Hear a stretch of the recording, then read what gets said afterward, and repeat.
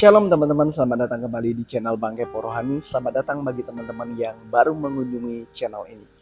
Saya minta maaf kalau dalam berlangsungnya video nanti akan terganggu oleh suara-suara yang lain. Misalnya suara motor, suara orang, atau suara hal-hal yang lainnya. Karena memang saya sedang tidak berada di tempat.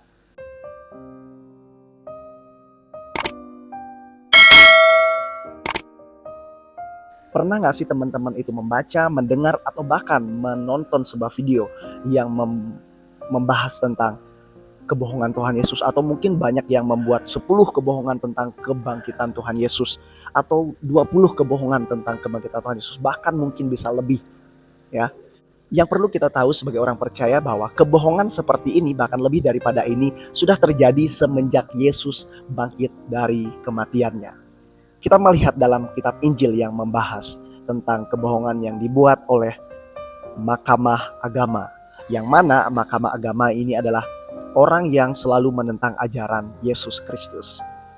Nah, saya akan mengambil salah satu dari Injil yang membahas tentang kebohongan yang dibuat oleh mahkamah agama ini, yaitu dalam kitab Matius pasal yang ke-28 ayat yang ke-11 sampai yang ke-15. Ketika mereka di tengah jalan, datanglah beberapa orang dari penjaga itu ke kota dan memberitahukan segala yang terjadi itu kepada imam-imam. Dan sesudah berunding dengan tua-tua, mereka mengambil keputusan lalu memberikan sejumlah besar uang kepada serdadu-serdadu itu.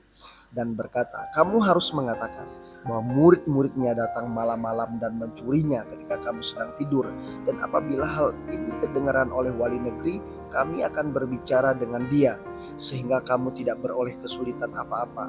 Mereka menerima uang itu dan berbuat seperti yang dipesankan kepada mereka.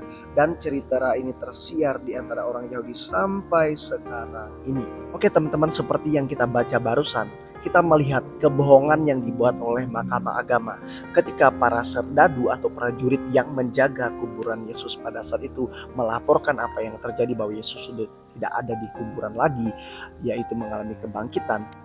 Maka reaksi yang pertama kali yang diberikan oleh mahkamah agama adalah mereka langsung berunding. Saya pikir mereka berunding untuk menerima kabar ini dan mendapatkan sukacita. Ternyata tidak. Mereka yang memang sudah tidak senang dengan Tuhan Yesus, ketika mereka mendengarkan cerita dari serdadu-serdadu atau prajurit-prajurit itu, mereka langsung membuat suatu keputusan yang dahsyat pada saat itu. Mereka menciptakan kebohongan.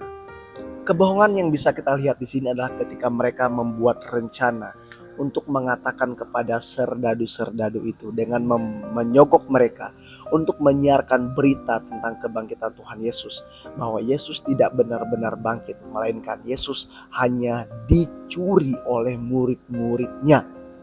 Nah, berita ini terjadi sampai saat ini. Jadi kalau di luar sana masih menceritakan hal yang sama tentang Yesus itu benar-benar tidak bangkit, ya sudah, kita tidak perlu khawatir. Itu menjadi iman dan percaya mereka. Kita tidak bisa memaksa.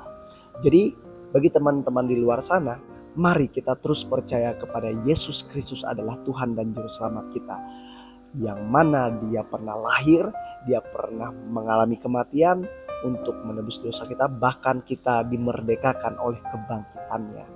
Karena lewat kebangkitan Tuhan Yesus Kristus kita menjadi selamat. Sebab Paulus katakan, kalau Yesus tidak bangkit, maka sia-sialah kepercayaan kita terhadap Yesus Kristus.